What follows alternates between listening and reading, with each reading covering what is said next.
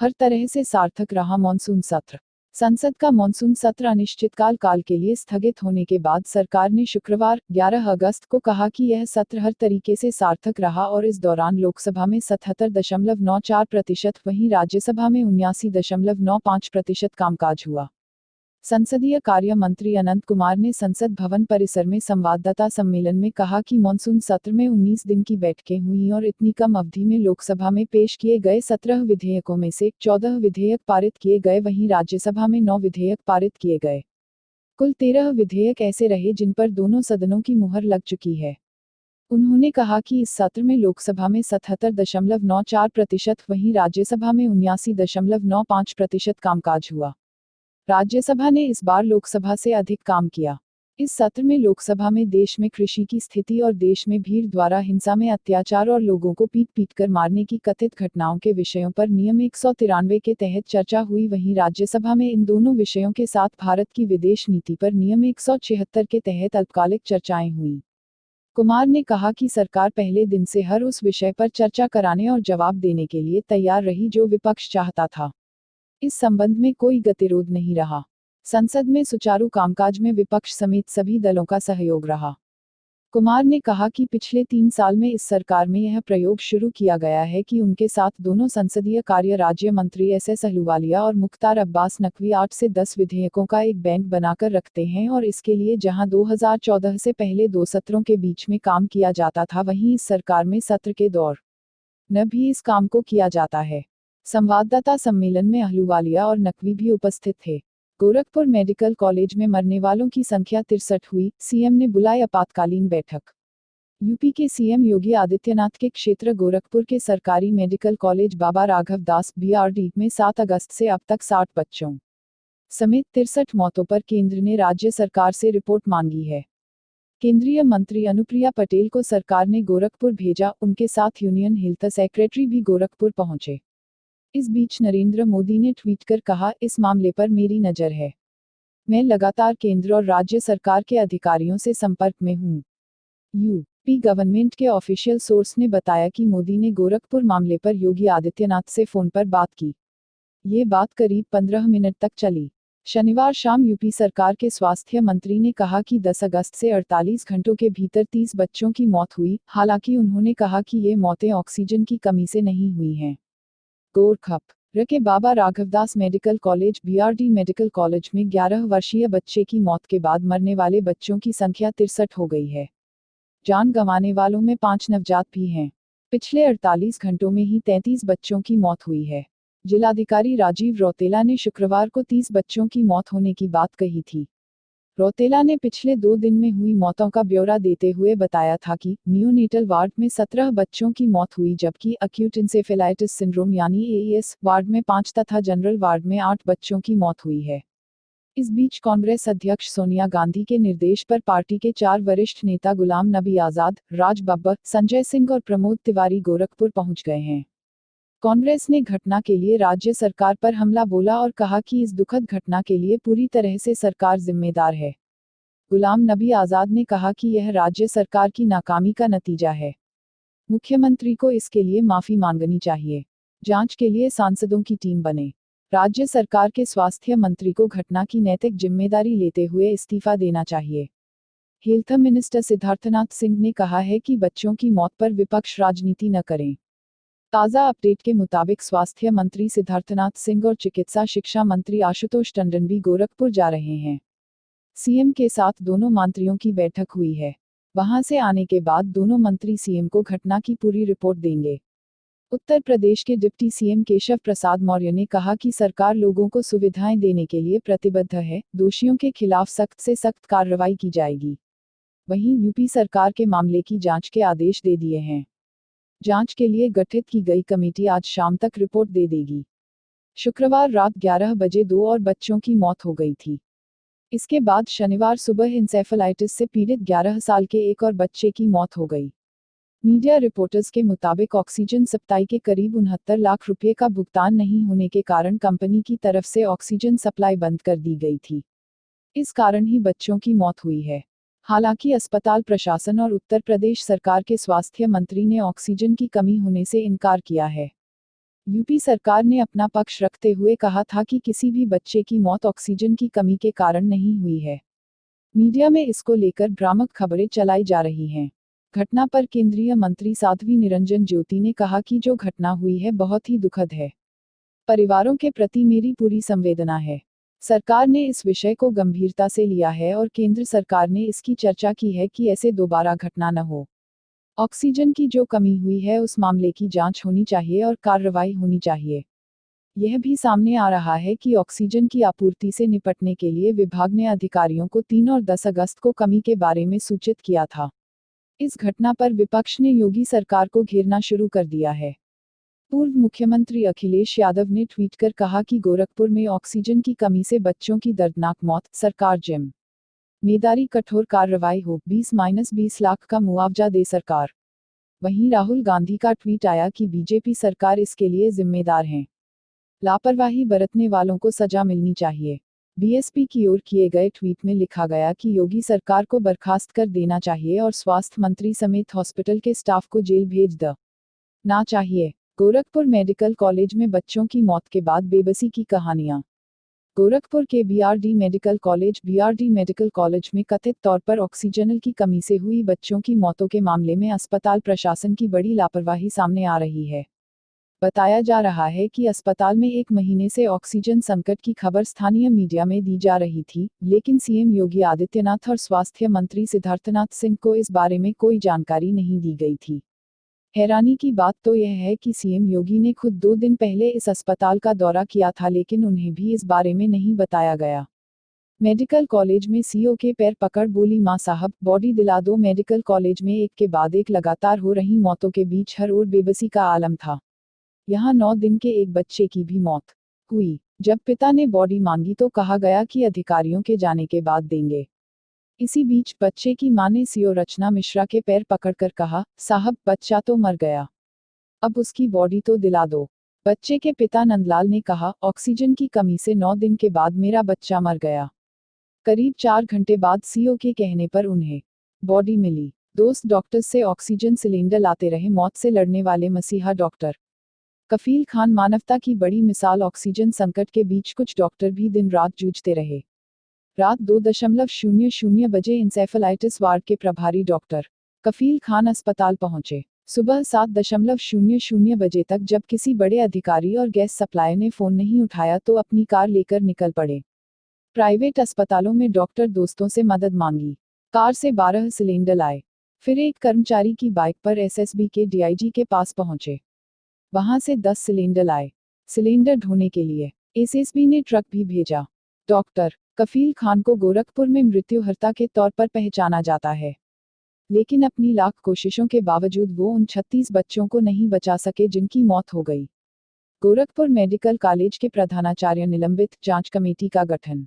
उत्तर प्रदेश सरकार ने गोरखपुर के बाबा राघवदास मेडिकल कॉलेज में बच्चों की अकाल मृत्यु पर सख्त रुख अख्तियार करते हुए वहां के प्रिंसिपल को निलंबित कर दिया और मुख्य सचिव की अध्यक्षता में जांच के लिए उच्च स्तरीय कमेटी के गठन की घोषणा की। मुख्यमंत्री योगी आदित्यनाथ के निर्देश पर गोरखपुर आए चिकित्सा शिक्षा मंत्री आशुतोष टंडन और स्वास्थ्य मंत्री सिद्धार्थनाथ सिंह ने माना कि ऑक्सीजन की आपूर्ति बाधित हुई है, लेकिन बच्चों की मृत्यु का कारण और भी है। श्री टंडन ने कहा कि मामले में प्रारंभिक तौर पर मेडिकल कॉलेज के प्रिंसिपल को दोषी मानते हुए निलंबित कर दिया गया है। मुख्यमंत्री योगी आदित्यनाथ ने इस पूरे मामले की जांच के आदेश दिए हैं।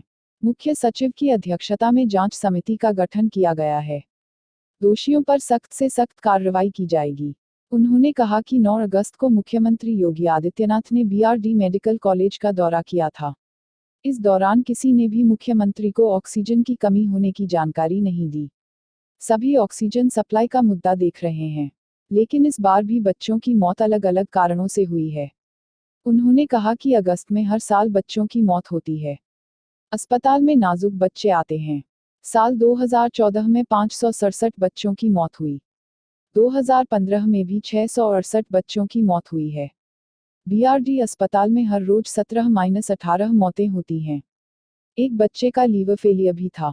सिद्धार्थनाथ बोले, एक दिन में 30 बच्चों की मौत चौंकाने वाली है। अस्पताल में सिर्फ 2 घंटे के लिए ऑक्सीजन की कमी हुई थी। मंत्री ने बताया कि प्रधानमंत्री नरेंद्र मोदी की पूरे मामले पर नजर बनी हुई है। राज्य सरकार ने हादसे के बाद कार्रवाई करते हुए बीआरडी मेडिकल कॉलेज के प्रिंसिपल को सस्पेंड कर दिया है। इसके अलावा केंद्रीय स्वास्थ्य मंत्री जेपी नड्डा ने राज्य प्रशासन से इस घटना की रिपोर्ट मांगी है। राज्य मंत्री स्वास्थ्य अनुप्रिया पटेल को तुरंत अस्पताल का दौरा करने का निर्देश दिया है।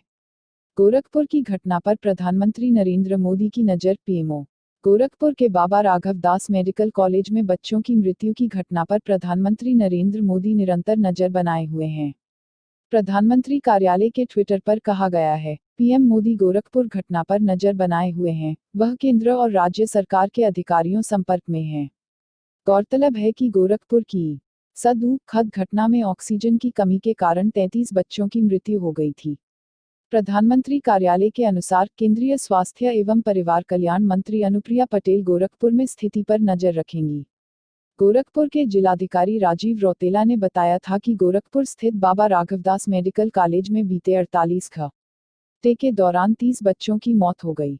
गौरतलब है कि बाबा राघव दास मेडिकल कॉलेज एवं अस्पताल में पिछले करीब 5 दिनों में 63 बच्चों की मौत इंसेफ्लाइटिस और कथित तौर पर ऑक्सीजन की आपूर्ति बंद होने के कारण हो गई। सेना की गोलीबारी में हिजबुल कमांडर यासीन ढेर। जम्मू एवं कश्मीर के शोपियां जिले में रविवार 13 अगस्त को 24 घंटे तक चली गोलीबारी में हिजबुल मुजाहिदीन के शीर्ष कमांडर यासीन इत्तू सहित 3 आतंकवादी मारे गए। इसमें 2 जवान भी शहीद हुए। इस दौरान दर्जन भर पत्थरबाज भी सुरक्षा बलों के साथ संघर्ष में घायल हुए। सुरक्षा बलों व आतंकवादियों के बीच करीब 24 घंटे गोलीबारी चली। शोपियां जिले के अवनीरा गांव में गोलीबारी के दौरान मारे जाने वालों में हिजबुल का ऑपरेशनल कमांडर यासीन इत्तू उर्फ महमूद गजनवी भी शामिल था। अन्य 2 मारे गए आतंकवादियों की पहचान उमर माजिद और इरफान के तौर पर हुई है। इससे पहले माना जा रहा था कि तीसरा आतंकवादी अदिल मलिक है। इत्तू को यट्टू भी बुला जाता है। वह बडगाम जिले के चडोरा का निवासी था। वह 1997 में आतंकी समूह में शामिल हुआ था और तभी से आतंकी गतिविधियों में शामिल था। तीनों मारे गए आतंकवादी हिजबुल मुजाहिदीन से थे। उनके पास से 3 AK-47 राइफल बरामद हुई हैं।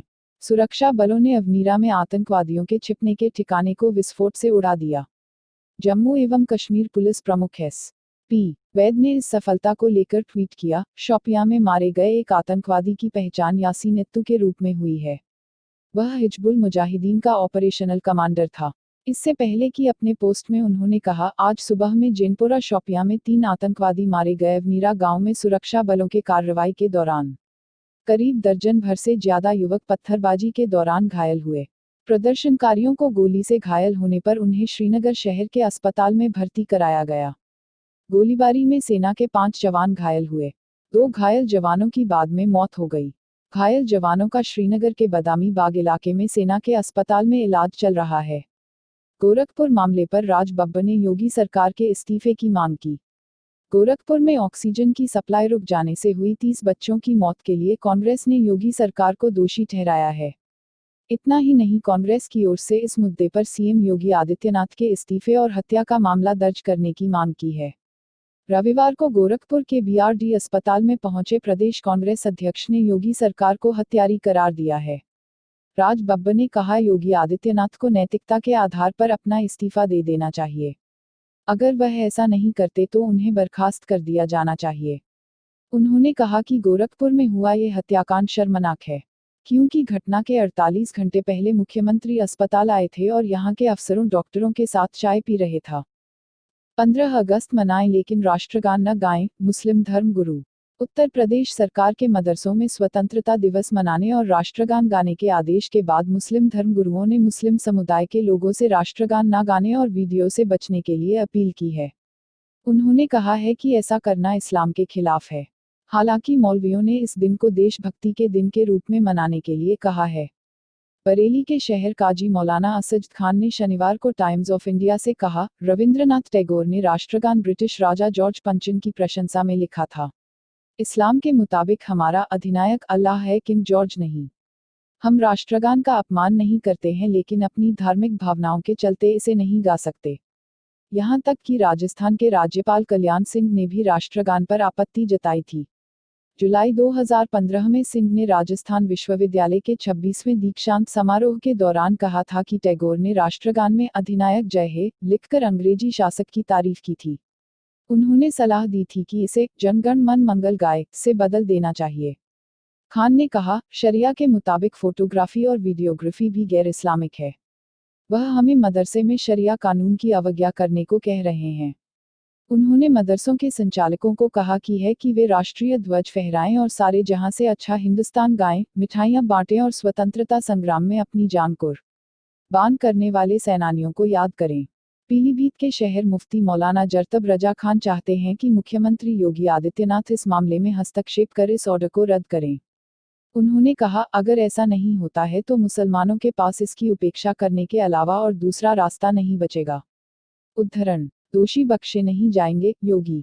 बाबा राघव दास बीआरडी मेडिकल कॉलेज में 64 मरीजों की मौतों के बाद रविवार को योगी आदित्यनाथ यहां दौरा करने पहुंचे।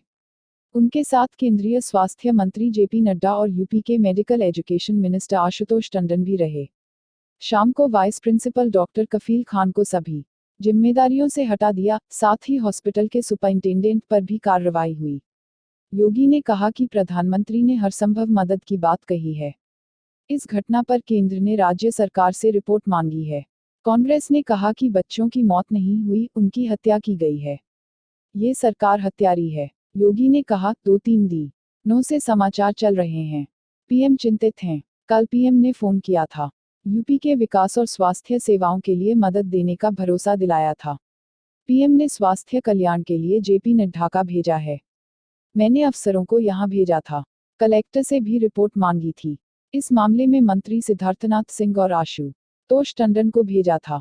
भारत सरकार के चिकित्सा सचिव भी यहां मौजूद थे। दिल्ली से स्पेशलिस्ट्स की टीम यहां भेजी है। इंसेफ्लाइटिस की लड़ाई के लिए हमने कई कार्यक्रम चलाए हैं। प्रदेश के 38 जिलों में 90 लाख से ज्यादा बच्चों वैक्सीनेशन किया गया है। मैंने 4 बार बीआरडी कॉलेज में विजिट किया है। 9 जुलाई को भी मां आया था। योगी ने कहा, 7 जिलों के डीएम से बात कर पूछा था कि इंसेफ्लाइटिस के खिलाफ क्या किया जाना चाहिए। मैंने 1996-97 से इस लड़ाई को देखा है। प्रेस कॉन्फ्रेंस के दौरान योगी भाव, मेरे से ज्यादा भावनाएं किसकी हैं? उनकी पीड़ा को मुझसे ज्यादा कौन समझेगा? पत्रकारों को वीडियोग्राफर के साथ वार्ड में जाने की इजाजत दी है। स्वाइन फ्लू भी बढ़ रहा है। डेंगू, चिकनगुनिया भी है। मैंने पूछा है कि इनके खिलाफ क्या तैयारियां हैं। हर हॉस्पिटल में नोडल अफसर नियुक्त किया जाएगा। ऑक्सीजन सप्लाई के मुद्दे की भी जानकारी मांगी है। कमेटी जांच कर रही है। हम सख्त कार्रवाई करेंगे। लापरवाहों को बख्शा नहीं जाएगा। पीड़ित परिवारों का दावा, ऑक्सीजन नहीं मिलने से ही हुई मौतें। गोरखपुर के बीआरडी मेडिकल कॉलेज में इलाज के दौरान ऑक्सीजन की कमी से मरने वालों में यूपी के महाराजगंज जिले के 3 मासूम भी शामिल हैं। बता दें कि महाराजगंज के गबरुआ गांव के रहने वाले अब्दुल के 2.5 महीने के मासूम बेटे उनके सामने ही दम तोड़ दिया।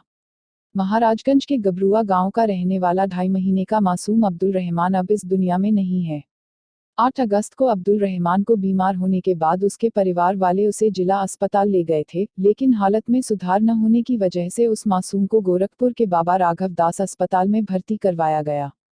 बच्चे के घरवालों के मुताबिक जब डॉक्टरों ने इलाज शुरू किया तो सब कुछ ठीक था, लेकिन 11 अगस्त को अचानक उसकी तबीयत खराब हो गई। रहमान के पिता ने बताया है कि जब ऑक्सीजन की जरूरत पड़ी तो अस्पताल में मिली ही नहीं। उन्होंने कहा है कि मेरा बेटा तड़प रहा था, लेकिन ऑक्सीजन न मिलने की वजह से उसने दम तोड़ दिया। बीआरडी अस्पताल में सिद्धार्थनगर जिले के रहने वाले किशन के 3 साल के मासूम बेटे ने दम तोड़ दिया। हटवा गांव के रहने वाले किशन ने अपने 3 साल के मासूम लवकुश को बुखार हो जाने पर जिला अस्पताल में भर्ती कराया था, जहां उसे दिमागी बुखार बताकर गोरखपुर मेडिकल कॉलेज रेफर कर दिया गया। मासूम लवकुश के परिवार वालों ने जानकारी देते हुए बताया है कि वह 5 दिन तक वो मेडिकल कॉलेज में भर्ती रहा। सब कुछ सामान्य था, फिर अचानक उसकी तबीयत खराब हुई और डॉक्टरों ने उसे मृत घोषित कर दिया। योगी सरकार भले ही ऑक्सीजन की कमी से मौत होने से इनकार कर रही हो, लेकिन मृतक बच्चे के पिता किशन का कहना है कि उनके बच्चे की मौत ऑक्सीजन उपलब्ध न होने की वजह से हुई। शिवसेना के तीखे शब्द, अस्पताल में बच्चों की मौत सामूहिक बाल हत्याकांड। गोरखपुर के बीआरडी कॉलेज में 36 बच्चों की मौत पर शिवसेना का बयान आया है। शिवसेना प्रमुख उद्धव ठाकरे ने पार्टी के मुखपत्र सामना में उत्तर प्रदेश के मुख्यमंत्री योगी आदित्यनाथ और प्रधानमंत्री नरेंद्र मोदी पर जमकर हमला बोला है। उद्धव ठाकरे ने कहा है कि अस्पताल में बच्चों की मौत सामूहिक बाल हत्याकांड है। उद्धव ठाकरे ने इस मामले में बेहद तीखे शब्दों का इस्तेमाल करते हुए संपादकीय में पीएम मोदी और सीएम योगी को टारगेट किया है। सामना में लिखा है, जिस तरह से बच्चों की मौत हो रही है, क्या यही मोदी सरकार के अच्छे दिन हैं? सामना के जरिए उद्धव ठाकरे ने यूपी के स्वास्थ्य मंत्री सिद्धार्थनाथ सिंह पर भी निशाना साधा है। उन्होंने कहा है, सिद्धार्थनाथ सिंह का बयान बेहद शर्मनाक और बेशर्मी वाला था। उद्धव ने सीएम योगी से सिद्धार्थनाथ का इस्तीफा लेने की मांग की है। स्वतंत्रता दिवस के मौके पर क्या होगा खास? पीएम मोदी के भाषण में लाल किले की प्राचीर से प्रधानमंत्री नरेंद्र मोदी इस दफे न्यू इंडिया की अवधारणा को विस्तार देंगे। एक ऐसा भारत जहां सबको बराबरी के अवसर हो, एक ऐसा भारत जहां आर्थिक, सामाजिक या किसी भी विषमता की वजह से किसी का अवसर ना छिने। साथ ही अपने 3 साल के वादों की कामयाबी और भविष्य के इरादों का रोडमैप भी सामने रखेंगे। इस बार मोदी के भाषण पर चुनौती ज्यादा है। इससे पहले जब पीएम मोदी लाल किले की प्राचीर से बोलते थे तब सरकार को सत्ता संभाले कम समय हुआ था। मतलब पिछले साल भी 15 अगस्त को मोदी सरकार के 2.5 साल यानी आधे कार्यकाल से कम हुए थे। अब उनकी सरकार का समय कम बचा है और शासन ज्यादा हो चुका है। ऐसे में अब उन्हें अपने लगभग 60% कार्यकाल का हिसाब देने की चुनौती ज्यादा होगी। आर्थिक उपलब्धियों, आतंक पर प्रहार के साथ सामरिक सुरक्षा के मोर्चे पर जीरो टॉलरेंस की हुंकार भी उनके भाषण में होगी। अलबत्ता चीन का सीधे नाम लेने के बजाय एक टीस्ट के जरिए पूर्वी पड़ोसी देशों के साथ संबंधों में गहराई और सीमाओं की सुरक्षा पर उठाए गए कदमों पर बोलकर उठ रहे सवालों का अपने अंदाज में जवाब दे सकते हैं। एक और बात, इस दफे पीएम मोदी का भाषण पिछले 3 सालों की तुलना में छोटा होगा। 3 साल से हर 15 अगस्त को लाल किले की प्राचीर से नरेंद्र मोदी आगे का अपना एजेंडा रखते रहे हैं। साथ ही अपने ऊपर उठने वाले तमाम सियासी सवालों के जवाब भी वे इशारों में देते रहे हैं। अब जबकि उनकी सरकार के 3 साल हो चुके हैं, साथ ही देश की सियासी फिजा में फिलहाल आर्थिक, सामाजिक और सामरिक मसलों पर तमाम सवाल तारी हैं, तो उनके भाषण में खोजने के प्रयास किए जाएंगे। डोनाल्ड ट्रंप ने फोन पर पीएम मोदी को दी स्वतंत्रता दिवस की हार्दिक बधाई। अमेरिका के राष्ट्रपति डोनाल्ड ट्रंप ने सोमवार की रात प्रधानमंत्री नरेंद्र मोदी को फोन कर उन्हें स्वतंत्रता दिवस की बधाई दी। मोदी ने ट्वीट के जरिए यह सूचना साझा की।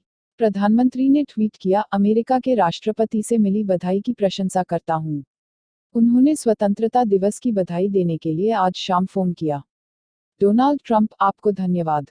अमित शाह ने ठुकराई योगी के इस्तीफे की मांग। गोरखपुर के अस्पताल में कई बच्चों की मौत के मामले में उत्तर प्रदेश के मुख्यमंत्री योगी आदित्यनाथ के इस्तीफे की कांग्रेस की मांग को खारिज करते हुए मंगलवार को बीजेपी अध्यक्ष अमित शाह ने कहा कि कांग्रेस के शासन में भी इस तरह की घटनाएं घटी हैं। योगी के इस्तीफे की कांग्रेस की मांग के एक प्रश्न पर शाह ने संवाददाताओं से कहा, इस्तीफा मांगना कांग्रेस का काम है।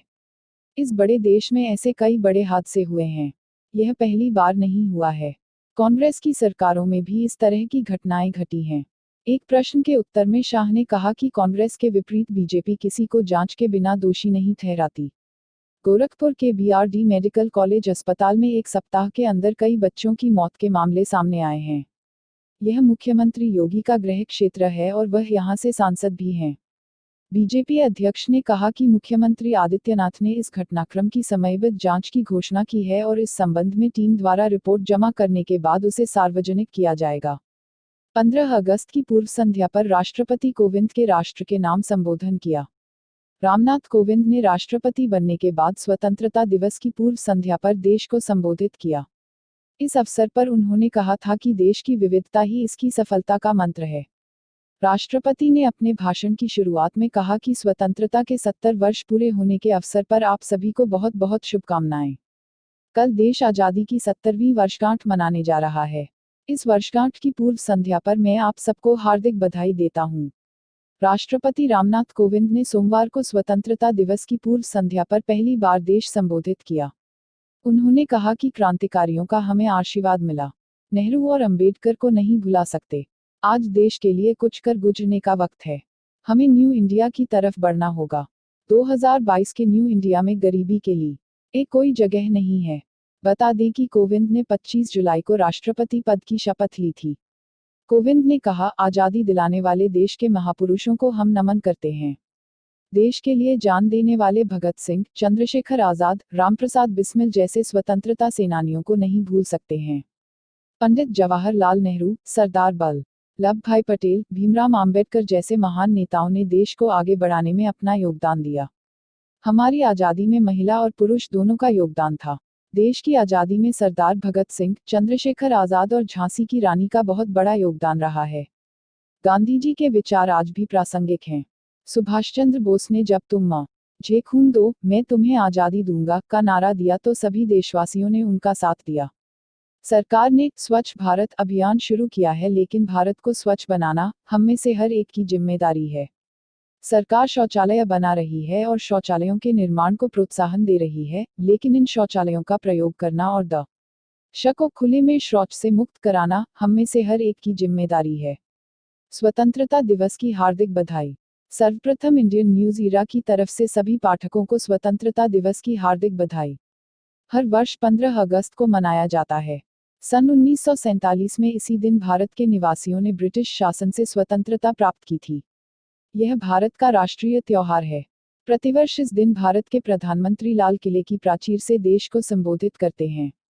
15 अगस्त 1947 के दिन भारत के प्रथम प्रधानमंत्री जवाहरलाल नेहरू ने दिल्ली में लाल किले के लाहौरी गेट के ऊपर भारतीय राष्ट्रीय ध्वज फहराया था।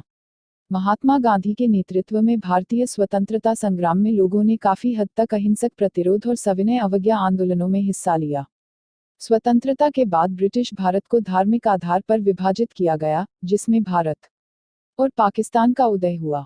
विभाजन के बाद दोनों देशों में हिंसक दंगे भड़क गए और सांप्रदायिक हिंसा की अनेक घटनाएं हुई।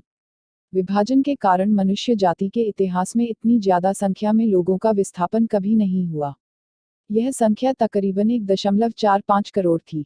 1951 की विस्थापित जनगणना के अनुसार विभाजन के एकदम बाद 26,000 मुसलमान भारत छोड़कर पाकिस्तान गए और 72,49,000 हिंदू और सिख पाकिस्तान छोड़कर भारत आए।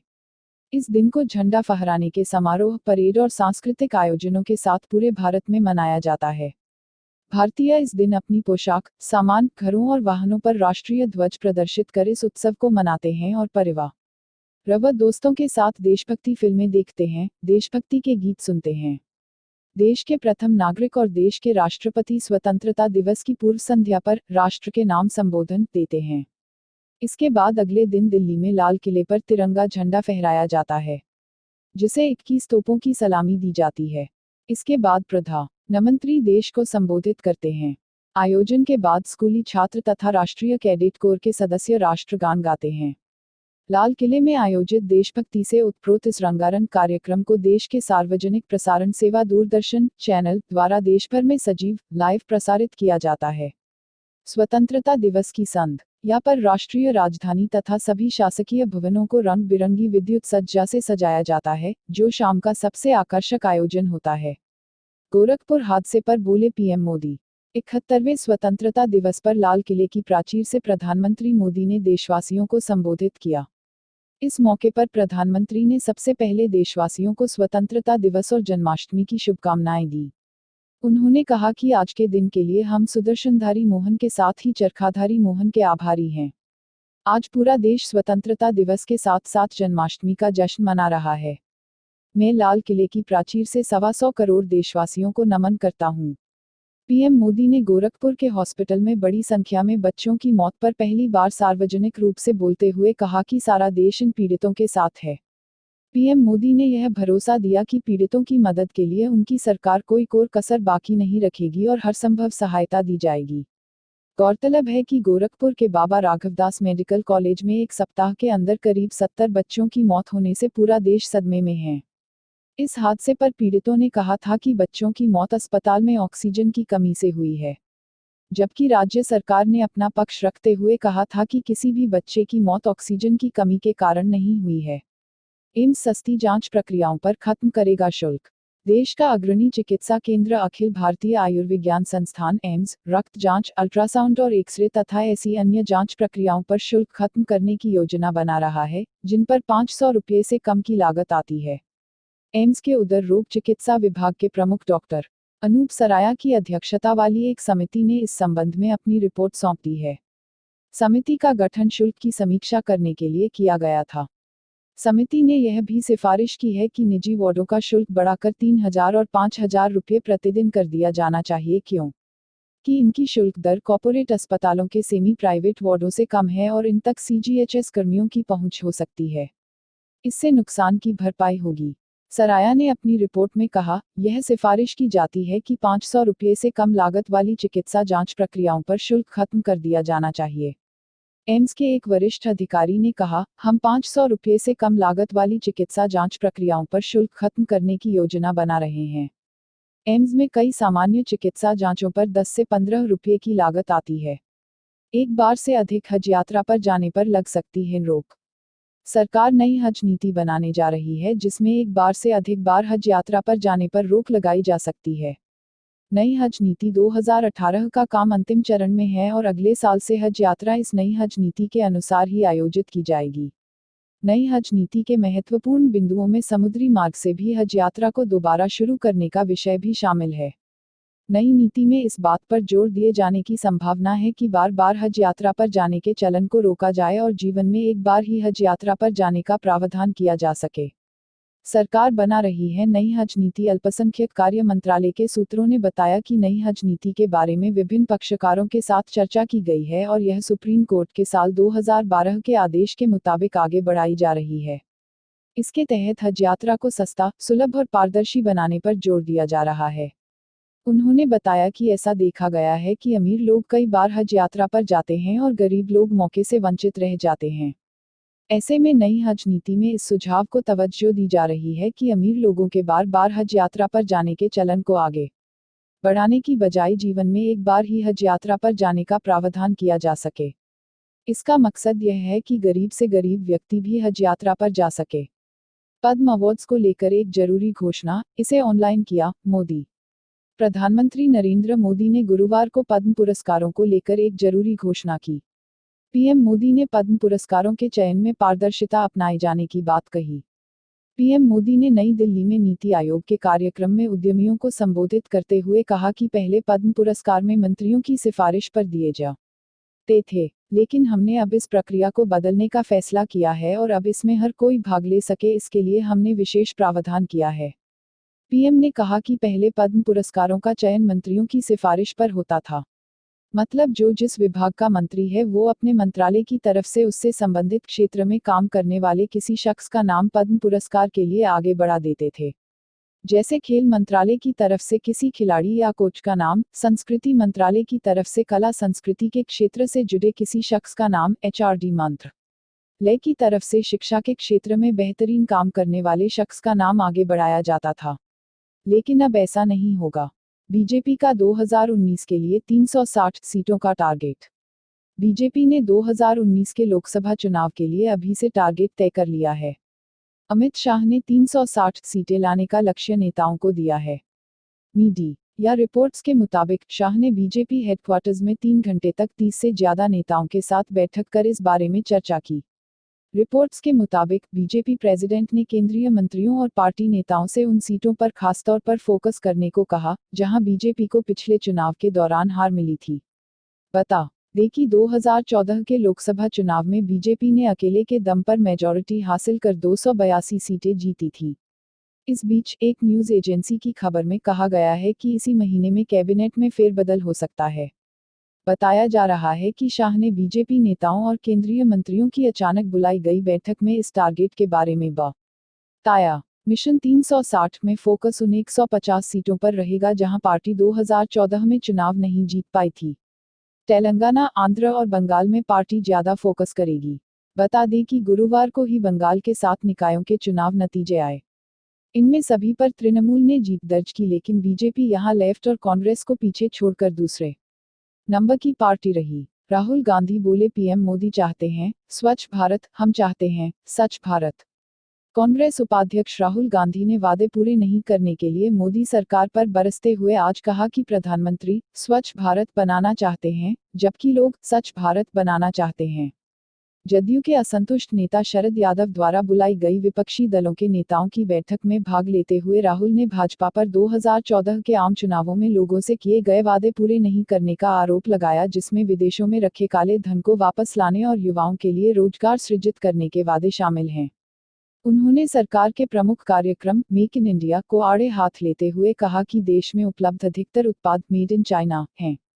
साझी विरासत बचाओ बैठक में पूर्व प्रधानमंत्री मनमोहन सिंह, कई अन्य कांग्रेस नेताओं तथा माकपा महासचिव सीताराम येचुरी एवं भाकपा सचिव डी राजा सहित विभिन्न वाम नेताओं ने भाग ली। राहुल ने कहा, मोदी जी कहते हैं कि वह स्वच्छ भारत बनाना चाहते हैं किंतु हम सच भारत चाहते हैं। वह जहां भी जाते हैं झूठ बोलते हैं। इस बारे में कांग्रेस नेता ने अधिक नहीं बोला। गोरखपुर मेडिकल कॉलेज के मामले में मुख्य सचिव ने अपनी रिपोर्ट सौंपी, प्रिंसिपल सहित 6 पर दर्ज। गोरखपुर मेडिकल कॉलेज में बच्चों की मौत के मामले में यूपी के मुख्य सचिव ने अपनी रिपोर्ट मुख्यमंत्री को सौंप दी है।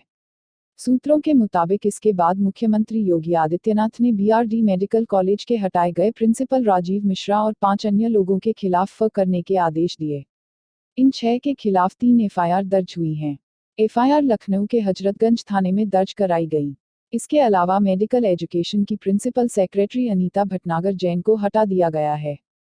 रजनीश दुबे को मेडिकल एजुकेशन सचिव का अतिरिक्त प्रभार दिया गया है। डीजी मेडिकल एजुकेशन के गुप्ता को भी उनके पद से हटा दिया गया है। इसके पहले मामले पर आईडीएम की रिपोर्ट में कहा गया था कि अस्पताल को ऑक्सीजन सिलेंडर सप्लाई करने वाली कंपनी पुष्पा सेल्स और ऑक्सीजन यूनिट के इंचार्ज डॉक्टर सतीश ने इसमें लापरवाही बरती है।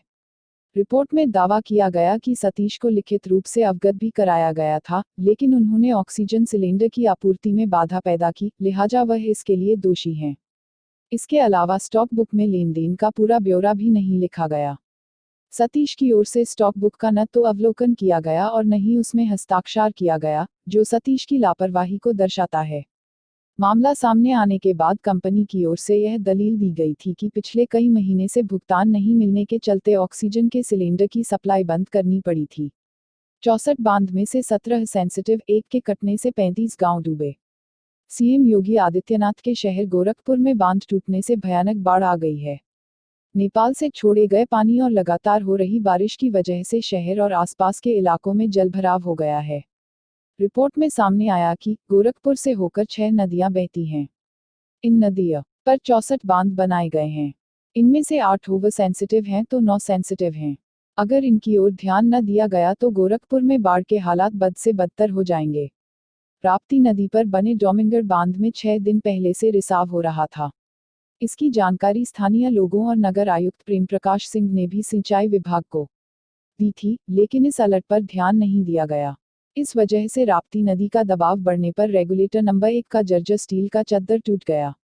रेगुलेटर टूटने से तिवारीपुर इलाके की जफर कॉलोनी के 300 से अधिक घरों में पानी लग गया। इसके बाद हावड़ बांध पर दबाव बढ़ने लगा, जिससे यहां जितने भी रेगुलेटर थे सभी में तेजी से रिसाव होने लगा। इससे बांध के किनारे बसे कई मोहल्लों में पानी भर गया। स्थानीय लोगों का कहना है कि बांधों पर बने रेगुलेटर जर्जर हैं। यह विभाग के इंजीनियर और जूनियर इंजीनियर जानते थे, लेकिन समय रहते उसकी न तो मरम्मत कराई गई और न ही रेगुलेटर के जर्जर चद्दरों को बदला गया। बनरहा गांव निवासी अरुण कुमार मुन्ना ने बताया, मानीराम कुदरेहा बनरहा बांध जर्जर था। इसकी शिकायत भी स्थानीय लोगों ने संबंधित अधिकारियों से की थी, लेकिन इस पर ध्यान नहीं दिया गया। इसका एक पत्रक सीएम योगी आदित्यनाथ को भी स्थानीय लोगों ने सौंपा था। इसके बावजूद जिला प्रशासन ने इस पर ध्यान नहीं दिया। यूपी के सिंचाई मंत्री धर्मपाल सिंह गोरखपुर जिले के प्रभारी मंत्री हैं। वे प्रत्येक माह कम से कम 2 बार गोरखपुर में रहते हैं। 1-2 बार उन्होंने बांध के क्रीम जगहों का निरीक्षण भी किया। जुलाई में उन्होंने एक प्रेस कॉन्फ्रेंस में बांधों के रिसाव के सवाल पर कहा था, ऑल इज वेल, कहीं कोई बांध नहीं कटेगा। एनडीआरएफ की 3 टीमें बाढ़ इलाके में रेस्क्यू ऑपरेशन चला रही हैं। सूत्रों के मुताबिक सेना बुलाए जाने की कवायद जिला प्रशासन ने गुरुवार को शुरू कर दी है। उसकी प्रक्रिया शुरू कर दी गई है। फिलहाल हालात इसलिए सही है कि पिछले 48 घंटों से इलाके में बारिश नहीं हो रही है। इससे पानी अब इलाकों से छंट रहा है। अब मदरसों पर और सख्त हुई योगी सरकार। उत्तर प्रदेश की योगी सरकार राज्य में चल रहे मदरसों को लेकर नए नए कदम उठा रही है। 15 अगस्त के मौके पर राज्य सरकार ने प्रदेश में संचालित होने वाले सभी मदरसों को तिरंगा फहराने का आदेश दिया था। साथ ही स्वतंत्रता दिवस के पूरे कार्यक्रम की वीडियोग्राफी करने का भी आदेश दिया था। सरकार के इस कदम का मुस्लिम संगठनों की तरफ से विरोध भी किया गया था। मुस्लिम संगठनों ने कहा था, इस आदेश को जारी करने से ऐसा लगता है कि सरकार हम पर शक कर रही है। इसके बाद गुरुवार को योगी सरकार की तरफ से मदरसों पर सख्ती के लिए नया आदेश जारी किया गया है। नए आदेश के तहत उत्तर प्रदेश में संचालित होने वाले सभी मदरसों को ऑनलाइन किया जाएगा। यह कदम योगी सरकार ने मदरसों में होने वाली धांधली को रोकने के लिए उठाया है। इसके लिए सरकार की तरफ से शुक्रवार को एक पोर्टल लॉन्च किया गया है। इस पोर्टल के लॉन्च होने के बाद मदरसा शिक्षा बोर्ड से जुड़े तमाम मदरसों में होने वाली किसी भी अनियमितता को रोकने में मदद मिलेगी। इस पोर्टल के लॉन्च होने के बाद तमाम मदरसों को ऑनलाइन कर दिया जाएगा, जिसके बाद बड़े स्तर पर धांधली को रोकने में मदद मिलेगी। इस पोर्टल में राज्य के तमाम अनुदानित और गैर अनुदानित मदरसों को ऑनलाइन किया जाएगा। इसकी मदद से मदरसों की शिक्षा व्यवस्था को सुधारने में भी मदद मिलेगी। साथ ही मदरसों की व्यवस्था को पारदर्शी बनाने में भी सरकार को मदद मिलेगी। पोर्टल के लॉन्च होने बाद वेतन भुगतान, छात्रवृत्ति सहित तमाम दिक्कतों का निपटारा ऑनलाइन किया जाएगा। गौरतलब है कि उत्तर प्रदेश में कुल 6,725 मान्यता प्राप्त मदरसे हैं। पूर्वी उत्तर प्रदेश में बाढ़ की स्थिति गंभीर। नेपाल के बांधों से छोड़े गए पानी और वहां हो रही लगातार बारिश के कारण अंतर्राष्ट्रीय सीमा से लगे पूर्वी उत्तर प्रदेश के कई इलाकों में बाढ़ की स्थिति गंभीर हो गई है। गोरखपुर में जिला प्रशासन ने राहत एवं बचाव कार्य में सेना से मदद मांगी है। गोरखपुर जिला प्रशासन के सूत्रों के अनुसार गोरखपुर नेपाल मार्ग पर मानीराम कस्बे और राजमार्ग पर रोहिन नदी का पानी भर गया है, जिससे नेपाल जाने वाले गोरखपुर सोनौली मार्ग पर आवागमन पूरी तरह से बंद हो गया है। जिलाधिकारी राजीव रौतेला ने जिले के सभी स्कूलों को कल तक बंद करने के आदेश जारी कर दिए हैं। उन्होंने राहत और बचाव कार्य के लिए सेना से मदद मांगी है। जिले के कंपियरगंज क्षेत्र में परसों पानी के दबाव के कारण क्षतिग्रस्त हुए रोहिन नदी के तटबंध की मरम्मत किए जाने से गोरखपुर शहर के कुछ मोहल्लों को बाढ़ से राहत मिली थी, लेकिन आज सुबह तटबंध से फिर रिसाव होने से कुछ इलाकों में हालात खराब हो गए हैं। जल्द आएंगे आसमानी रंग वाले 50 रुपए के नए note. RBI reserve bank of India RBI जल्द ही 50 रुपए के नए नोट जारी करेगा। आरबीआई ने शुक्रवार को इस बारे में नोटिफिकेशन जारी किया। वहीं पुराने 50 रुपए के नोट भी चलते रहेंगे। बता दें कि पिछले साल नवंबर में नोटबंदी के बाद सरकार ने 500 और 2000 रुपए के नए नोट जारी किए थे। इस दौरान 1000 और 500 रुपए का पुराना नोट बंद कर दिया था। आरबीआई के मुताबिक इस नोट का कलर आसमानी फ्लोरोसेंट ब्लू है। नए नोट महात्मा गांधी नई सीरीज के तहत है, जिस पर आरबीआई के गवर्नर उर्जित पटेल के हस्ताक्षर हैं। इसकी साइज 66 मिलीमीटर बाई 135 मिलीमीटर है। नरेंद्र मोदी ने स्वतंत्रता दिवस पर अपनी स्पीच में कहा कि नोटबंदी के बाद बैंकों में 3 लाख करोड़ रुपए एक्स्ट्रा आए हैं। इनमें से 2.25 लाख करोड़ रुपए शक के घेरे में हैं। देश भर में 18 लाख लोग ऐसे हैं जिनकी इनकम उजागर सोर्स से ज्यादा है। इन सब की जांच की जा रही है। योगी व राहुल की मौजूदगी आज गोरखपुर में आज मुख्यमंत्री योगी आदित्यनाथ स्वच्छता अभियान की शुरुआत करेंगे तो राहुल गांधी बाबा राघवदास मेडिकल कॉलेज की त्रासदी से पीड़ित परिवार के लोगों से भेंट करने के साथ उनको सांत्वना देंगे। गोरखपुर जिला प्रशासन को इन 2 वीआईपी के नगर में आगमन की पुख्ता सूचना कल देर रात में मिली। उस समय मंडलायुक्त बाढ़ से पीड़ित जिलों के दौरे पर थे। कांग्रेस उपाध्यक्ष राहुल गांधी बाबा राघवदास मेडिकल कॉलेज प्रकरण के 5 पीड़ित परिवारों से मिलने के बाद मेडिकल कॉलेज भी जाएंगे। उनके साथ राज्यसभा में विपक्ष के नेता व कांग्रेस के प्रदेश प्रभारी गुलाम नबी आजाद और प्रदेश अध्यक्ष राज बब्बर भी रहेंगे। राहुल गांधी के दौरे को लेकर कांग्रेस नेताओं ने बैठक की। वहीं एसपीजी भी सुरक्षा व्यवस्था का जायजा लेने गोरखपुर पहुंची। राहुल गांधी चार्टर्ड प्लेन से गोरखपुर एयरपोर्ट पर उतरेंगे।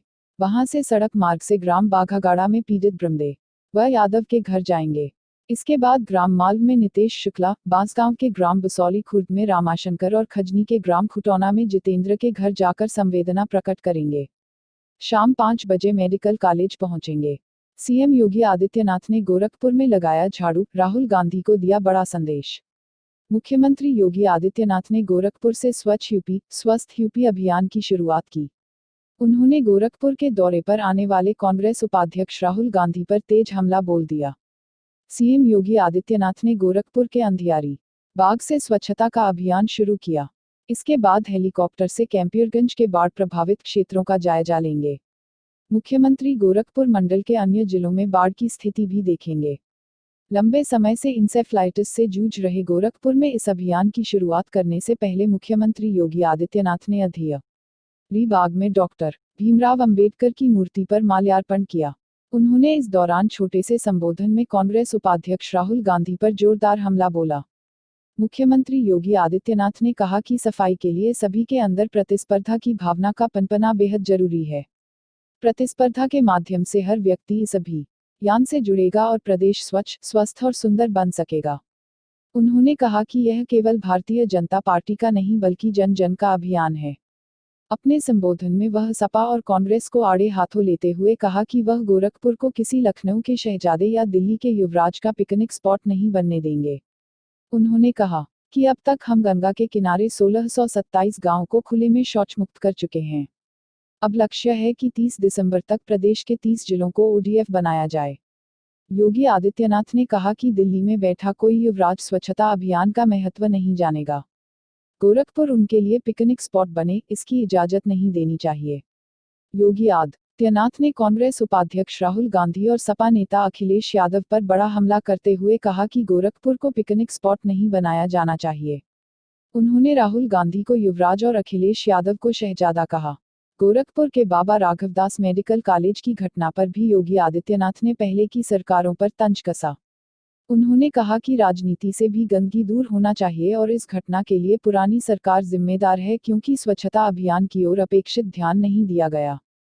राहुल ने सरकार से कहा, गोरखपुर हादसे के दोषियों पर हो कार्रवाई।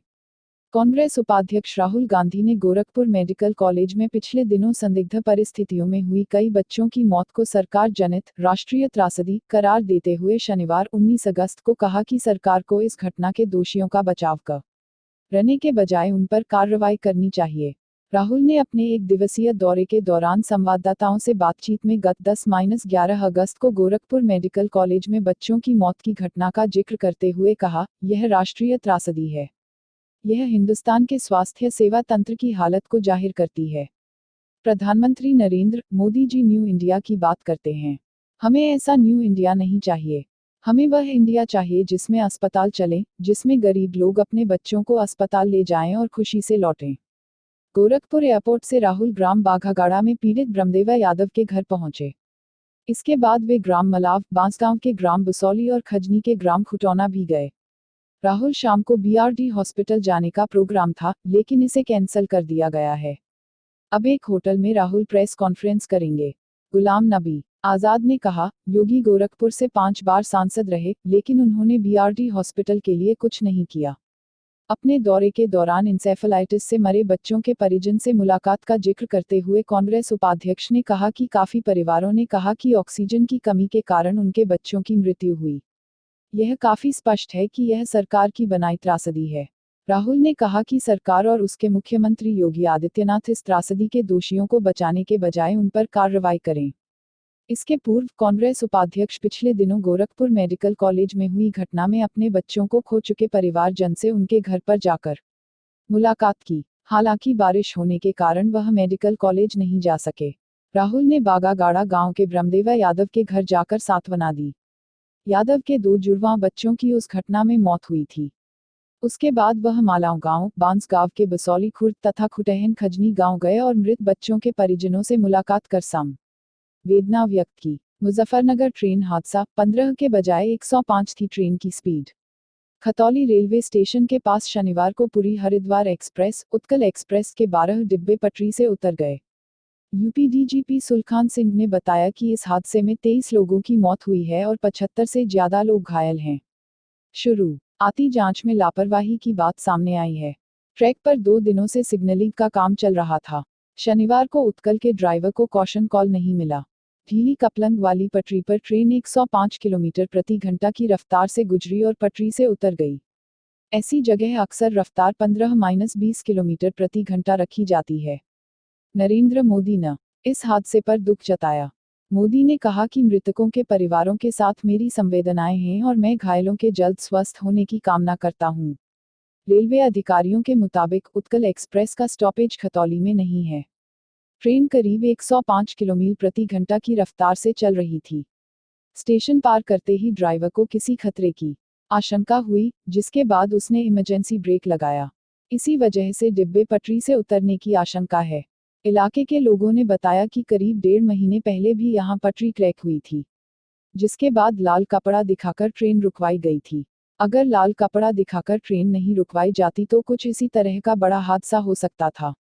प्रशासन ने इसके बाद भी सुध नहीं ली और आखिर यह हादसा हुआ। उत्कल एक्सप्रेस ट्रेन हादसा, प्रशासन को पता था फिर भी नहीं बदला गया 200 मीटर खराब ट्रैक। पुरी से हरिद्वार जा रही कलिंग उत्कल एक्सप्रेस उत्तर प्रदेश के मुजफ्फरनगर जिले के खतौली थाना क्षेत्र में शनिवार की शाम दुर्घटनाग्रस्त हो गई। हादसा इतना जबरदस्त था कि गाड़ी के 14 डिब्बे पटरी से उतर गए और कई डिब्बे एक दूसरे के ऊपर चढ़ गए। हादसे से अब तक 24 यात्रियों की मौत, 100 लोग घायल हुए हैं। मेरठ सहारनपुर रेलखंड में यह भीषण हादसा शाम करीब 5:45 बजे हुआ। इस गंभीर दुर्घटना की जांच जारी है, लेकिन इन सबसे इतर इसमें प्रशासन की लापरवाही भी सामने आ रही है। बताया जा रहा है कि हादसे वाली जगह पर करीब 200 मीटर ट्रैक काफी लंबे समय से खराब है। पटरियों में क्रैक के चलते अक्सर यहां ट्रेनें धीमी रफ्तार से निकलती हैं। इस ट्रैक को बदलने का प्रस्ताव रेलवे बोर्ड काफी पहले ही मंजूर कर चुका है, लेकिन काम अब तक नहीं शुरू हुआ है। मुजफ्फरनगर में हुआ हादसा कहीं आतंकी साजिश तो नहीं? इस बात का पता करने के लिए एटीएस की टीम को भी मुजफ्फरनगर के खतौली भेजा गया है। एटीएस के एएसपी अनूप सिंह मौके पर पहुंचे। एनडीआरएफ हेडक्वार्टर से 2 टीमों को भेजा गया। आतंकी साजिश की आशंका है, इसलिए डॉग स्क्वाड भी भेजा गया। योगी आदित्यनाथ ने इस हादसे की हाई लेवल इंक्वायरी के निर्देश दिए हैं। उन्होंने कहा, यह बड़ा दुखद हादसा है। मौके पर हम लोगों ने पुलिस और प्रशासन को भेजा है। यूपी सरकार के 2 मंत्री सतीश महाना और सुरेश राणा को भेजा है। युद्धस्तर पर राहत कार्य किए जाएंगे।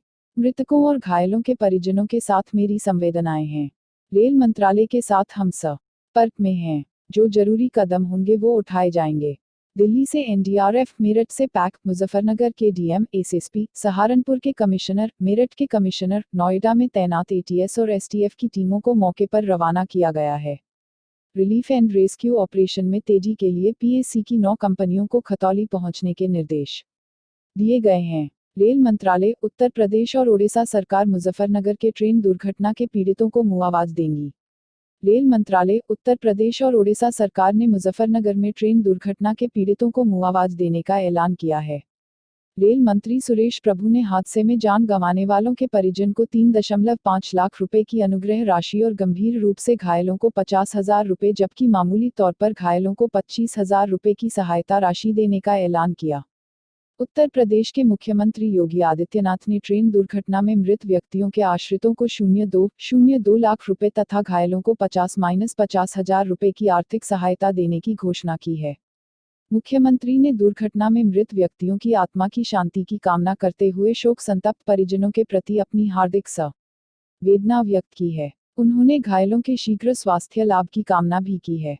ओडिशा के मुख्यमंत्री नवीन पटनायक ने पुरी हरिद्वार उत्कल एक्सप्रेस के पटरी से उतरने की घटना में मारे गए हर व्यक्ति के परिवार के लिए 5 लाख रुपये के मुआवजे का ऐलान किया है। पटनायक ने इस घटना पर दुख प्रकट किया और हर घायल व्यक्ति के लिए 50,000 रुपये की आर्थिक मदद का भी ऐलान किया। उत्कल एक्सप्रेस के 14 डिब्बे शनिवार शाम उत्तर प्रदेश के मुजफ्फरनगर जिले में पटरी से उतर गए, जिससे 23 लोगों की मौत हो गई। ये ट्रेन हुई रद्द। इस हादसे के बाद खतौली ट्रैक से गुजरने वाली कई ट्रेन रद्द कर दी गई हैं। ट्रेन नंबर 14,521/14522 अंबाला से दिल्ली आने वाली ये ट्रेन रद्द कर दी गई है। ट्रेन नंबर 18,478 हरिद्वार से पुरी जाने वाली कलिंग उत्कल एक्सप्रेस रद्द कर दी गई है। ट्रेन नंबर 14,682 ये ट्रेन जलंधर से नई दिल्ली आती है, जिसे रद्द कर दिया है। इन ट्रेनों का रूट हुआ डाइवर्ट। अमृतसर से बिलासपुर जाने वाली ट्रेन संख्या 18,238 अब नए रूट के तहत अंबाला, पानीपत, नई दिल्ली, हजरत निजामुद्दीन होते हुए जाएगी। अमृतसर से मुंबई सेंट्रल जाने वाली गोल्डन टेम्पल मेल अब अंबाला होते हुए पानीपत, नई दिल्ली, हजरत निजामुद्दीन होते हुए जाएगी। ट्रेन संख्या 14,646 जम्मू तवी दिल्ली शालीमार एक्सप्रेस भी अंबाला और पानीपत से होते हुए दिल्ली पहुंचेगी। इनके अलावा Amritsar Indore express, train number 19,326 Katra Anand Vihar, train number 04402 Allahabad Udhampur express, train number 24,155 भी अंबाला पानीपत से होकर गंतव्य तक पहुंचेगी। ग्रामीणों ने रेलवे क्रॉसिंग पर शव रखकर गोरखपुर से नौतनवा जा रही इंटरसिटी एक्सप्रेस रोका। गोरखपुर के मनीराम के बाढ़ में घिरे विशुनपुरा गांव में बाढ़ के कारण कच्चे मकान का कुछ हिस्सा गिरने से मलबे में दबकर बुजुर्ग महिला मुन्नी देवी 55 की मौत हो गई। अंतिम संस्कार के लिए लाश को बाहर निकालने की व्यवस्था न होने से नाराज ग्रामीणों ने ट्यूब की जुगाड़ वाली नाव के सहारे निकाला और बाला पार। रोड के महुआतर रेलवे क्रॉसिंग पर रखकर जाम लगा दिया। आधे घंटे बाद गोरखपुर से नौतनवा जा रही इंटरसिटी एक्सप्रेस को रोक दिया। सूचना पर पहुंचे SP city Vinay Singh, SP crime Alok Sharma, CO Gorakhnath Charu निगम ने मुआवजा दिलाने का आश्वासन देकर शव को हटाकर ट्रेन को रवाना किया। शनिवार की सुबह 11:15 बजे महिल का शव लेकर ग्रामीण रेलवे क्रॉसिंग पर पहुंचे। इसी बीच आसपास के ग्रामीण भी मौके पर पहुंच गए। सरकारी व्यवस्था से नाराज ग्रामीण जॉइंट मजिस्ट्रेट को हटाने की मांग कर रहे थे। उनका कहना था कि सूचना देने के बाद भी लापरवाही बरती। पुलिस और ग्रामीणों के बीच बातचीत चल रही थी कि दोपहर 12:25 बजे नौतनवा इंटरसिटी आ गई। रेलवे ट्रैक पर भीड़ देखकर गेटमैन ने हरी झंडी नहीं दिखाई और ड्राइवर ने ट्रेन रोक दी।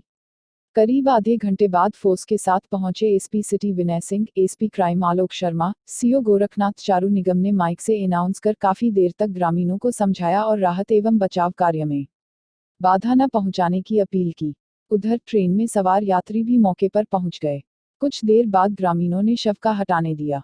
इसके बाद करीब 1:25 बजे ट्रेन को रवाना किया गया। राप्ती का जलस्तर खतरे के निशान से ऊपर। गोरखपुर राप्ती के तटबंधों से सटे गांवों के बाद नदी का जलस्तर शहर के भी कुछ इलाकों को डुबोने लगा है। राप्ती बंधे से सटे लहेसड़ी, डोहैया, डांगीपार, नदुआ, मिर्जापुर, सनहा, अजवनिया, ऊंचगांव, नौसर, पथरा, खिरवनिया, डोमवा ढाला, सेंदली बेंदली के लोगों ने राप्ती के रौद्र रूप को देखते हुए सुरक्षित स्थानों पर जाना शुरू कर दिया है। मंझरिया, सेमरा देवी प्रसाद उर्फ कठुर आदि क्षेत्र के कई गांव पानी में पूरी तरह से डूब गए हैं। कठुर के सदानंद शनिवार दोपहर पत्नी और बच्चों को पादरी बाजार स्थित अपने रिश्तेदार के घर पहुंचाने निकले। मंझरिया की सीता देवी भी परिवार के साथ रिश्तेदार के घर चली गई। हर घंटे राप्ती का जलस्तर बढ़ने के साथ शहर के कुछ इलाकों में पानी भरना शुरू हो गया है।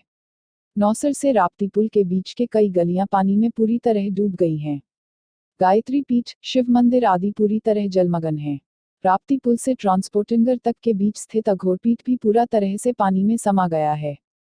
पीठ के लोग दूसरी मंजिल पर शरण लिए हुए हैं। लोग जुगाड़ के जरिए बाहर निकल रहे हैं। सोशल मीडिया पर नौसर में कटान की सूचना के बाद उसे देखने पूरा शहर उमड़ पड़ा। शुक्रवार रात से नौसर बंधे के कटने की अफवाह फैलनी शुरू हुई। नेशनल हाईवे के बीच से पानी के बुलबुले निकलने के बाद अफवाह को और बल मिल गया। इस सूचना के बाद पूरे शहर में हर जुबान पर यही चर्चा थी। दहशत में रहे कई लोगों ने तो पूरी रात जागकर गुजारी। सुबह होते ही नौसर में लोग पहुंचने शुरू हो गए। बड़े जलस्तर को देखकर सबकी सांसें अटक गईं, लेकिन कटान न होता देख लोगों को थोड़ी राहत मिली। 13% सीटें ऐप के लिए रिजर्व, एक दिन पहले बुक हो सकेंगे तत्काल टिकट। IRCTC तत्काल कोटे का रेल टिकट अभी तक ट्रेन शुरू होने से 2 दिन पहले ही बुक कराया जा सकता था। अब यह 1 दिन पहले भी बुक कराया जा सकेगा। यह फैसिलिटी IRCTC के मोबाइल ऐप पर मिलेगी। इसके लिए तत्काल कोटे की 13% सीटें रिजर्व रखी जाएंगी। शनिवार को कुछ ट्रेनों से इसका ट्रायल शुरू भी कर दिया गया। अगस्त के आखिरी हफ्ते तक सभी ट्रेनों में यह सुविधा शुरू कर दी जाएगी। रेल मंत्रालय के एक अफसर का कहना है कि योजना सफल होने पर कुल टिकटों का 20% तक मोबाइल ऐप के लिए छोड़ा जाएगा। मोबाइल ऐप से बनाए जाने वाले तत्काल कोटे के टिकट पर भी पैसेंजर्स में से कम एक के आइडेंटिटी का नंबर टिकट पर लिखा जाएगा। साथ ही पैसेंजर को ओरिजिनल पहचान पत्र भी यात्रा के दौरान साथ रखना होगा। ऐसा न करने पर जुर्माना वसूला जाएगा। पूर्व प्रधानमंत्री राजीव गांधी की जयंती पर कांग्रेस नेताओं ने किया शत-शत नमन, पीएम मोदी ने भी दी श्रद्धांजलि। भारत के पूर्व प्रधानमंत्री राजीव गांधी जी का आज रविवार को जन्मदिन है। इस मौके पर उनके दिल्ली स्थित समाधि वीर भूमि पर जाकर सोनिया गांधी समेत समस्त गांधी परिवार ने उन्हें श्रद्धांजलि दी। यहां कांग्रेस अध्यक्ष सोनिया गांधी, पार्टी उपाध्यक्ष राहुल गांधी, प्रियंका गांधी और उनके पति रॉबर्ट वाड्रा और बेटी ने राजीव गांधी की समाधि पर श्रद्धा सुमन अर्पित किए। इतना ही नहीं, पूर्व राष्ट्रपति प्रणब मुखर्जी और वरिष्ठ कांग्रेस नेता शीला दीक्षित भी यहां मौजूद रहे। प्रधानमंत्री नरेंद्र मोदी ने भी इस अवसर पर ट्वीट करते हुए श्रद्धांजलि दी है। उन्होंने लिखा, पूर्व प्रधानमंत्री श्री राजीव गांधी के जन्मदिन के मौके पर हम उन्हें और देश के लिए उनके योगदान को याद करते हैं। पूर्वांचल में बाढ़ के चलते स्कूलों में पढ़ाई प्रभावित, जिलों के स्कूल बंद कर दिए गए। पूर्वांचल में बाढ़ के चलते स्कूलों में पढ़ाई बुरी तरह प्रभावित है। बच्चों को स्कूल जाने वाले मार्गों पर पानी भरा है। यहाँ ज्यादातर बाढ़ पीड़ित जिलों के स्कूल बंद कर दिए गए हैं। गोरखपुर जिलाधिकारी राजीव रौतेला ने इंटरमीडिएट तक के सभी सरकारी व गैर सरकारी विद्यालयों को 3 दिन और बंद करने का आदेश दिया है। उन्होंने आदेश का उल्लंघन करने वालों के खिलाफ कड़ी कार्रवाई की चेतावनी दी है। महाराजगंज बीएसए जगदीश शुक्ला ने बताया कि कक्षा 1 से लेकर 8 तक के सभी विद्यालय 21 व 22 अगस्त को बंद रहेंगे। गोरखपुर वाराणसी राष्ट्रीय राजमार्ग रविवार सुबह रिसाव होने के कारण धंस गया।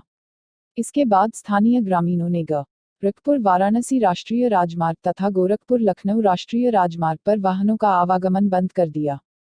करीब 4 घंटे बाद प्रशासन ने छोटे वाहनों को निकलवाने की वैकल्पिक व्यवस्था की, लेकिन बड़े वाहनों का संचालन बंद रखा है। मुख्य रास्ता बंद होने के बाद प्रशासन ने बड़हलगंज की तरफ से आ रहे छोटे वाहनों को कौड़ीराम से डाइवर्ट कर बांसगांव खजनी होते हुए गोरखपुर भेजने की व्यवस्था की है।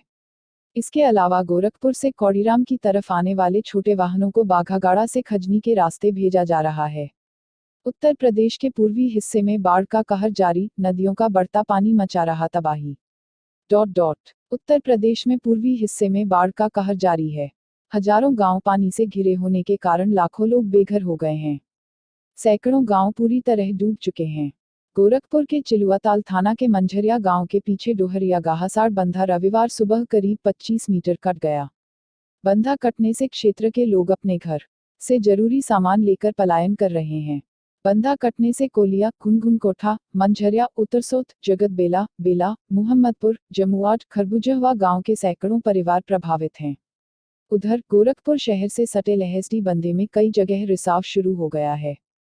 रिसाव रोकने के लिए अधिकारियों के अलावा स्थानीय लोग भी लगे हुए हैं। गोरखपुर लखनऊ राष्ट्रीय राजमार्ग पर वाहनों का आवागमन बंद कर दिया। करीब 4 घंटे बाद प्रशासन ने छोटे वाहनों को निकलवाने की वैकल्पिक व्यवस्था की, लेकिन बड़े वाहनों का संचालन बंद रखा है।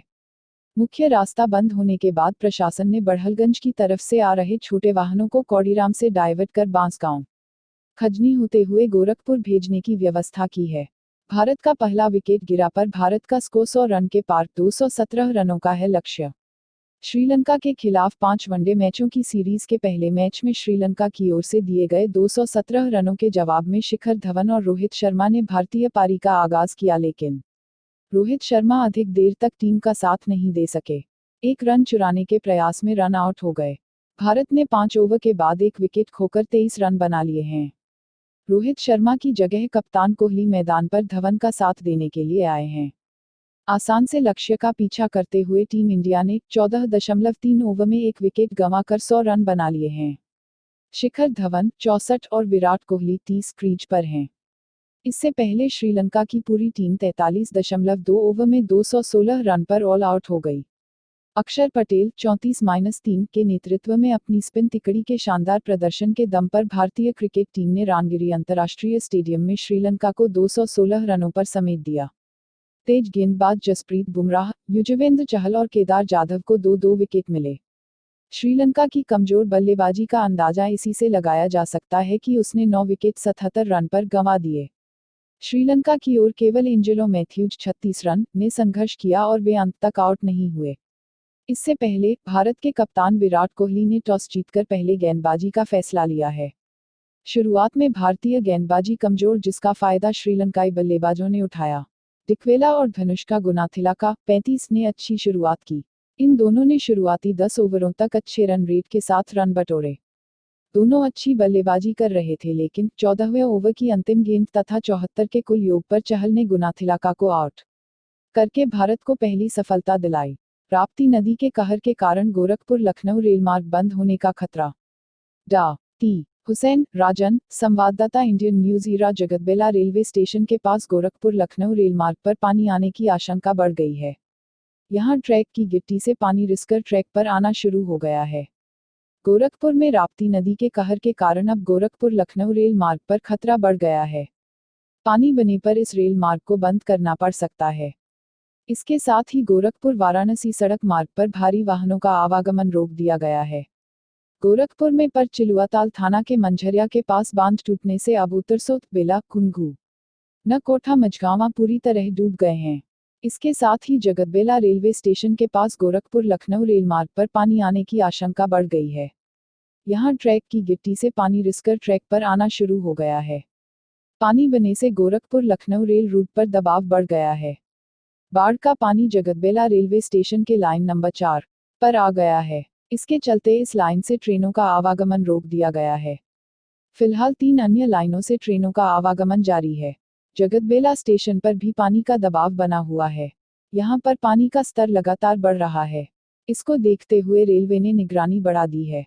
संबंधित अधिकारी और वहां के कर्मचारियों को सतर्क कर दिया गया है। मुजफ्फरनगर ट्रेन हादसा, अचानक दिखी ट्रेन, कांपने लगे कर्मचारी। उत्कल एक्सप्रेस हादसे के लिए दोषी कौन है, इसका पता तो जांच के बाद ही पता चलेगा। प्रत्यक्षदर्शियों की माने तो इस पूरे हादसे में सीधे तौर पर रेलवे अधिकारियों की लापरवाही ही सामने आ रही है। लोगों का कहना है कि ट्रैक पर काम चल रहा था, लेकिन स्टेशन अधीक्षक द्वारा ट्रेन को कॉशन में लेने की सूचना ही नहीं दी गई। घटना के बाद से ही मौके पर रेलवे के तमाम अधिकारी पहुंच गए और चल रहे राहत कार्य का जायजा लिया, लेकिन रेलवे अधिकारी कुछ भी जवाब देने से बच रहे हैं। उनका एक सा जवाब है कि अभी जांच कराई जा रही है। पहली प्राथमिकता राहत कार्य पूरा कराने की है। हालांकि मौके पर मौजूद कुछ ऐसे लोगों से बातचीत की गई जो घटना के समय आसपास ही मौजूद थे, तो उन्होंने जानकारी दी। इस हादसे में घायल हुए प्रत्यक्षदर्शी जगत सिंह ने बताया, इस हादसे में सीधे सीधे रेल अधिकारियों की लापरवाही है। घटना के समय अपने घर के दरवाजे पर खड़े थे। एक डिब्बा बेपटरी होकर उनके घर तक आ गया था। इस हादसे में उनके पैर में भी फ्रैक्चर आ गया। ऑनलाइन होगी आईआईटी प्रवेश परीक्षा। भारतीय प्रौद्योगिकी संस्थान आईआईटी के लिए प्रवेश परीक्षा 2018 से पूरी तरह ऑनलाइन होगी। संयुक्त दाखिला बोर्ड जेएबी ने रविवार को यह फैसला किया। आईआईटी दाखिले पर नीति निर्माण संगठन जेएबी ने यहां बैठक में फैसला किया। एक बयान में आईआईटी मद्रास के निदेशक और जेएबी 2017 के अध्यक्ष प्रोफेसर भास्कर राममूर्ति ने कहा, यह फैसला किया गया कि जेईई एडवांस्ड 2018 से ऑनलाइन प्रारूप में होगी। परीक्षा के संबंध में उचित समय पर जेएबी द्वारा आगे जानकारी दी जाएगी। मानव संसाधन मंत्रालय ने पूर्व में संयुक्त प्रवेश परीक्षा जेईई मेंस ऑनलाइन कराने का विकल्प शुरू किया था। उत्तर प्रदेश में पूर्वी हिस्से में बाढ़ का कहर जारी, हजारों गांव पानी से घिर गए। गोरखपुर में राप्ती के बढ़ते दबाव के चलते मंझरिया के पास बांध टूट गया, जिससे कई गांव डूब गए हैं। पानी थोड़ा और बढ़ा तो गोरखपुर लखनऊ रेलमार्ग पर आवागमन प्रभावित हो सकता है। गोरखपुर के कुसेहार में आमी का दबाव बनने से गोरखपुर वाराणसी मार्ग पर भारी वाहन रोक दिए गए हैं। शहर से सटे नौसर और लहसड़ी बंधे की स्थिति भी नाजुक बनी है। गोरखपुर सोनौली मार्ग पर यातायात अभी भी बंद है। देवरिया में भी नदियों का जलस्तर बढ़ रहा है। दर्जन भर गांव टापू बन गए हैं। सिद्धार्थनगर में बाढ़ से 320 गांव प्रभावित, 323 पूरी तरह डूब चुके हैं। बचाव कार्य के लिए 185 नाव, 12 मोटरबोट लगाई गई हैं। बाढ़ में फंस लोगों को निकालने का काम लगातार हो रहा है। महाराजगंज में राप्ती खतरे के निशान से ऊपर है। यहाँ 262 गांव प्रभावित हैं। 85 गांव पानी से चारों तरफ से घिरे हैं। संत कबीर नगर में भी राप्ती नदी खतरे के निशान से ऊपर है। कुशीनगर में नारायणी नदी का जलस्तर घट रहा है। आजमगढ़ में नक्शर बांध टूटने के बाद घाघरा की बाढ़ से कई दर्जन गांवों में पानी लग गया है। कई गांव पानी से पूरी तरह से घिर गए हैं। मऊ में घाघरा का जलस्तर लगातार बनने से दोहरीघाट और मधुबन क्षेत्र के 30 गांवों की लगभग 65,000 की आबादी प्रभावित हो गई है।